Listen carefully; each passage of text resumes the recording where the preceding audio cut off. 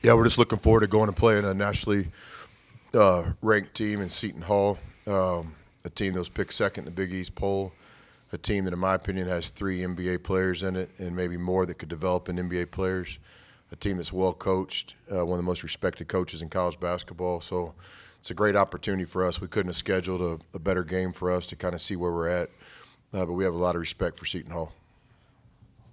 We'll start in the front with Carlos. Coach, I guess just Angel Delgado, I guess what have you seen from him on film, and I guess is he just as impressive on film? Yeah, so I'm not great with names, I'm good with numbers, but 31. He's a pro, he's the leading rebounder in all of college basketball last year. He's just a walking double-double.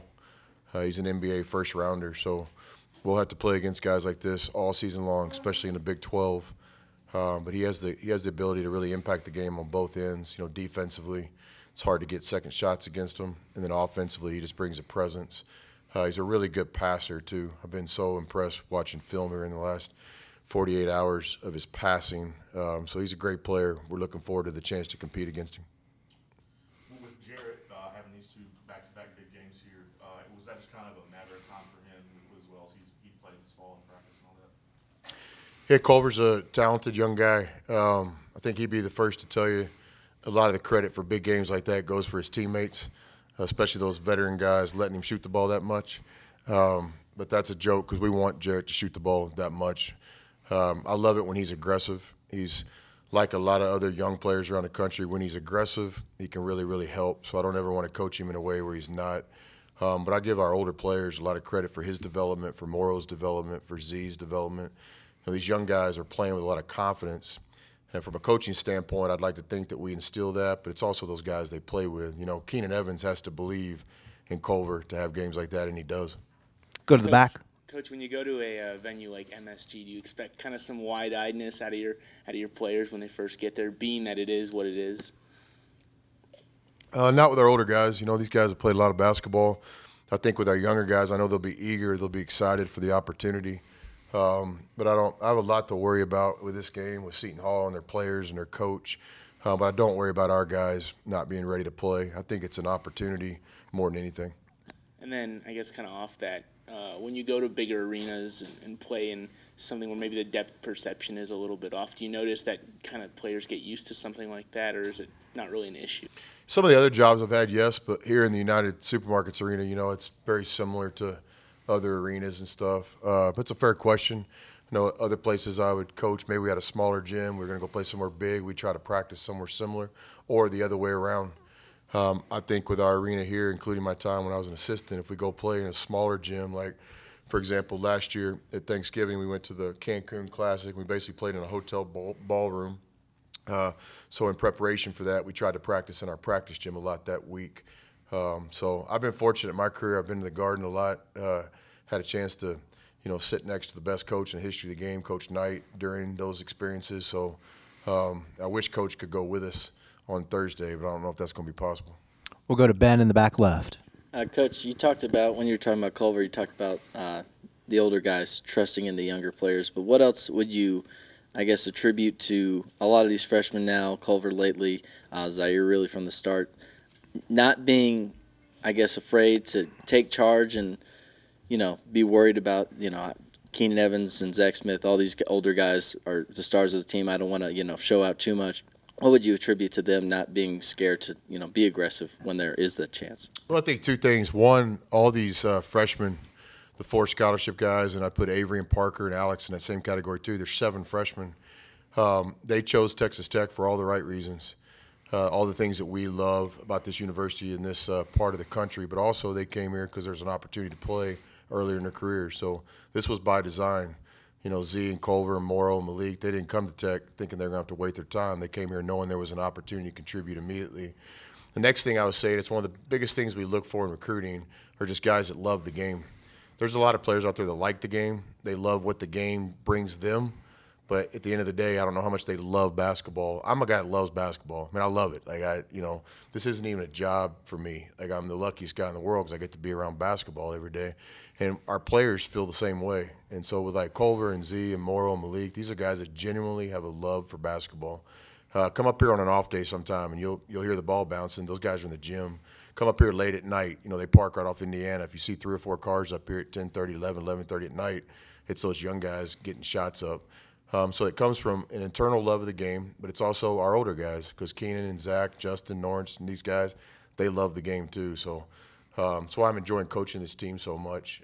We know we're not perfect. We know we got a long ways to go, but we do take a lot of pride in that we're all basketball guys.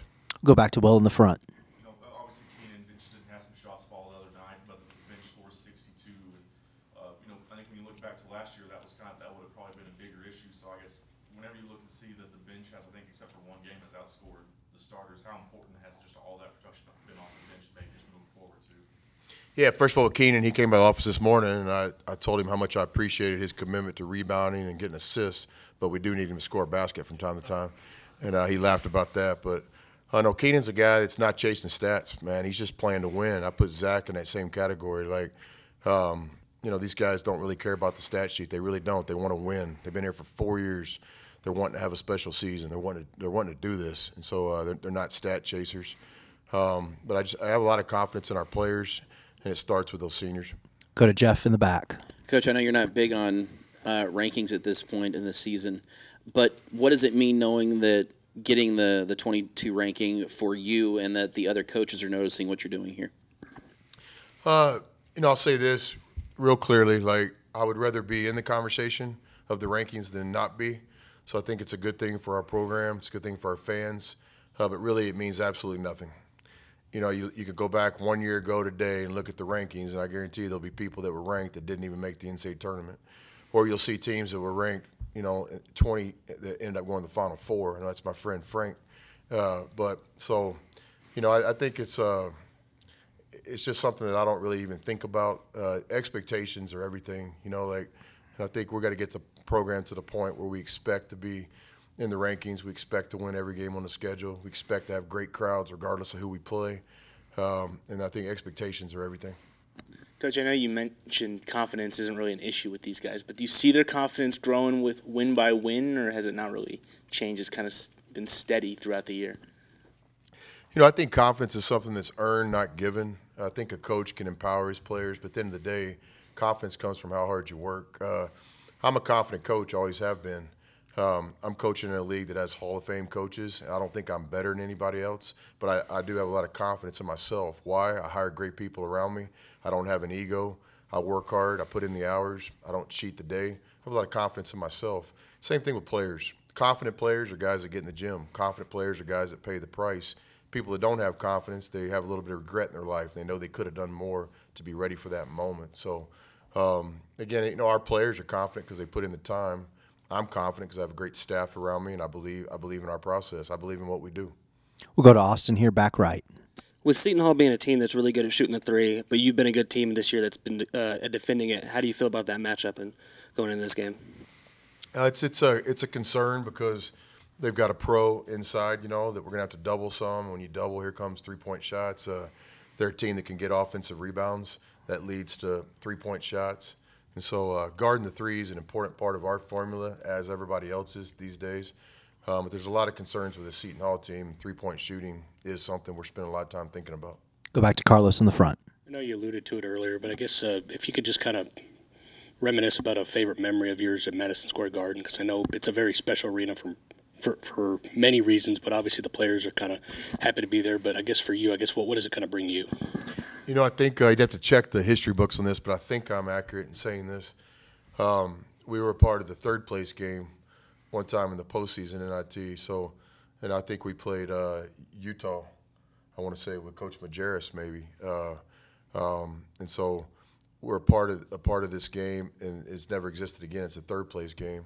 So it's kind of just a great memory being in there. There wasn't much of a crowd because I think it was 2 different tickets for that game and the championship coming up.